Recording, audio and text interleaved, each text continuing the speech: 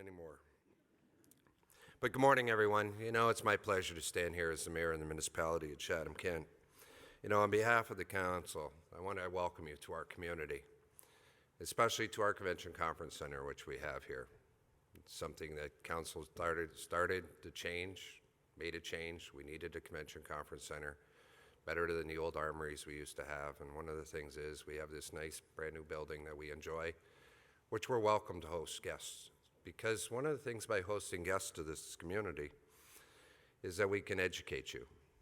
And you know, one of the goals is to steal your hearts, because that's our goal. We want you to come back not just for the conference, but for vacation time.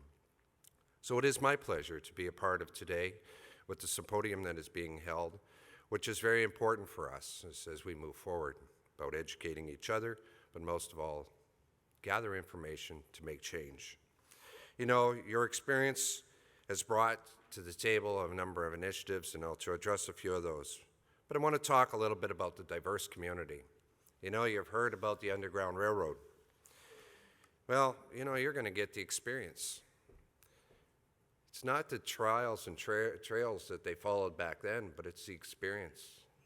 Just placing your heart and soul in that era, and to ring the bell of freedom, or to sit in Uncle Tom's Cabin and look at the artifacts that are there, or whether it's in South Buxton to realize what has gone on and the changes and how the people that came to that country, to our country, got away from freedom and made sure that the freedoms they enjoy understood that they had a responsibility to change. You know, that's one of the great things. But also about the history that is also here. It's about, and I was always told we like sweaty bodies here, so don't take it the wrong way. Well, we do like sweaty bodies. And you know, if you've got a little bit of time, you might want to take through the trails that go through our community, or you might even want to participate in our fitness parks that we have. Yeah, it's not just about the swing or the teeter-totter or the slide. It's also about a little bit of exercise. And one of the nice parts about our fitness park is that we got a lot more people participating in them and utilizing. You know, you'll get to quickly see why we love Chatham-Kent. It's a great community. We get more sunshine than everybody else, and trust me, that's Environment Canada that says that, not me. And some from the public health, you know, say too much sun is not good, but let me tell you, I love the sun. But you know, it's a great place to work, live, and play. And you know the nice part about it? You're not breaking the bank in order to do it, because cost of living is low here, but the quality of life is second to none. And I'm sure each of your communities will say the same, but we believe that by demonstrating that. You know, you're going to see historical Buxton through a tour. You are going to see how people changed the landscape, went from slavery and bringing it in. The Underground Railroad was an organization that led thousands of slaves to freedoms in the early and mid-1800s. In modern times, we are shocked by slavery that occurred in a century ago. What changes? Well, you know, changes are always difficult, and those who come from rural Ontario understand change is not always easy. We're pretty stuck in our ways, but change is important, and change does happen in our community, whether it's Reverend William King, or whether it's I'm going to say Uncle Tom's Cabin, because as soon as I say the name, you're not going to know.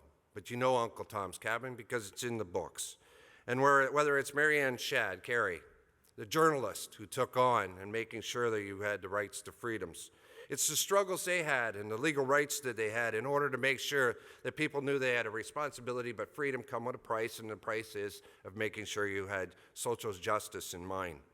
There are organizations that came together through leadership. And if you don't remember that part, we all enjoy health care, Medicare today. Take a look at Tommy Douglas and what Tommy Douglas did to Canada, reshaping and providing a Medicare system that we all enjoy today. And I think those are historical parts that we must reflect to the next generation, because the people in this room are leaders. Leaders require change. We're not stagnant. We don't sit still. And it's about how do we make a progressive community that has a social balance of social justice. You know, whether you work in the government sector, the nonprofit sector, and the business sector, it's about the quality of life that unites us all that we want to bring. You're going to see that today and through the leadership cabinet we developed here. Through the cabinet is about the independence we've worked all these years. Now it's about breaking the silos down. It's about how do we work together to create a community that we all cherish. Because if we make sure that the priorities that our council has set out with jobs, a healthier community, you want to make sure that you implement a strategy that everybody will participate. Not only government, but non-government, businesses. Everybody needs a healthier life. We have created a healthier life, we create a better business environment. When we create a better business environment, we create a competitive cooperation. You know, the topics you are addressing over the conference are very critical and important. Many times people are too shy to face the facts that are inside their own communities. Let's talk about that people will have a safe place to sleep tonight, that children will not go hungry tonight, and that people will have the skills to meet employment opportunities that exist. People are asking, I want meaningful employment opportunities to them. Everybody has a different definition of what meaningful employment. But it's going to take local governments and governments' responsibilities to deal with it. It's not just about having good roads or dealing with the bridges, and trust me, at 3,353 kilometers of roadway, 853 bridges, and over 15,000 culverts that deal in this community. It's like little Venice around here because the agriculture, it's like drainage. But it's more than that. It's about creating a social fabric that is so important. It is about investing in humans. It's about human and social investments that are needed in order to make the change. We need to act with new and innovative ways that seem unrealistic at first, and everything seems unrealistic. But when you put your heart and mind to it, the challenges are opportunities to success. Things are not problems. Problems are only solutions, and that's where we've got to become. It's about making the changes that are required. It's about creating communities that everybody has a safe place, that children will go to bed, in a bed, and feel loved each day. It's that people will have the skills and abilities for employment opportunities. You know, Chatham-Kent Council has chosen to invest in 3 key areas: jobs, people, health, and at the same time, creating a financial sustainable way of achieving this. It's about working creatively to support the community where everyone wants to have that meaningful employment opportunity. We work to create a healthy, safe, accessible community with a healthy and natural built-in environment that is required in order for people to do it. To achieve success in these areas, jobs and people, we have to partner with others to build a community that we strongly believe in. I wanted to note that the municipal employees here in Chatham-Kent, and you always find it amazing, you're always the first ones to get attacked when budgets come around. But I want to say to you, because in my other part of my address I'm going to talk about SAMS a bit, but I want to say to my employees, the municipal employees of Chatham-Kent, and I guess it can go beyond that, is that, you know, you challenge each day. It's not just a job. You never know what the next day is going to entail. But I want to compliment you, each of you, in the leadership roles that you play, because you do make a significant difference in lives. But unfortunately, the general public doesn't always get it. But you can't get trapped as a leader in that rhetoric that actually goes on.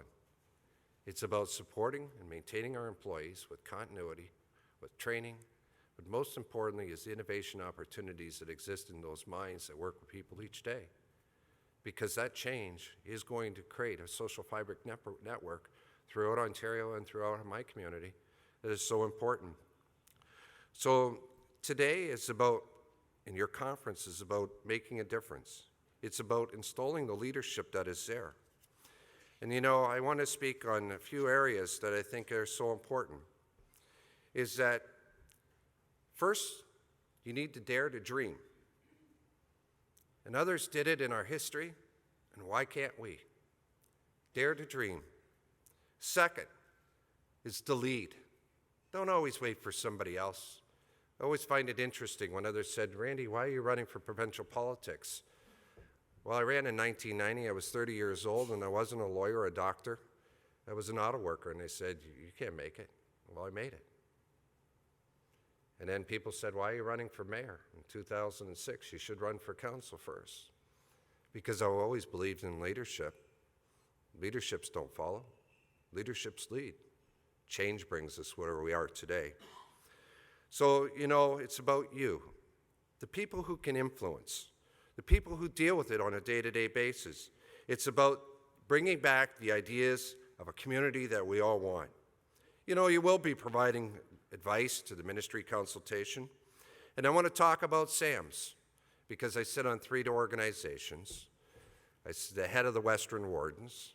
I'm a head of a regional, which is Lumco and Marco. And let me tell you, each of those meetings, and I don't know if it goes back to you, but I'm going to share a little secret which goes on in those rooms. We're very appreciative of the work and the changes that went through SAMS, and the work and the due diligence of you, the individuals who are on the front line, and the administrators, of making the process work. But work for the consumer. It added extra hours. It added extra work. And we as leadership have understood what SAMS had done to you. And we've made sure that we're going to continue to move that strive to make the government accountable for what they need to do. So I think it's important. But as we move forward with SAMS, as we deal with long-term care, as we deal with the issue of poverty strategies, as well as community hubs, we have to cultivate innovation throughout our communities, and through your conference, you're going to be doing that. Don't be afraid to try something new. I won't go there. I was going to talk about changes remember when you were younger? Because I'm looking around the room. And you're all about the same age as I am, holding 40. I've been holding it for a while. But look at the changes we've gone through in our life. Look at the cell phones we used to have and the cell phones we have today. Just take a look at change, and it was through innovation and leadership. So don't say it can't be done. Just say, how is it going to be done? And we can implement those changes. So over your conference, a couple of objectives. Number 1, think outside the box. Number 2, step to the wild zone. And that's during the meetings, not after the meetings. Number 3 is to enjoy yourselves and always remember where Chatham-Kent is in the heart of where we believe.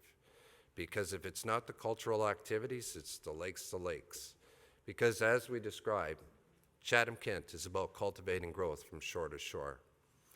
I look forward to discussions you're going to have with the panel today, especially through the Leaders Cabinet, which we've been able to bring together, the leadership throughout this community, to work on a common strategy. I wish you well, I wish you health, but most importantly, I wish you the best success, knowing that your local leadership should be standing in support of what you're trying to achieve. Congratulations to all for making time available to participate today. Thank you.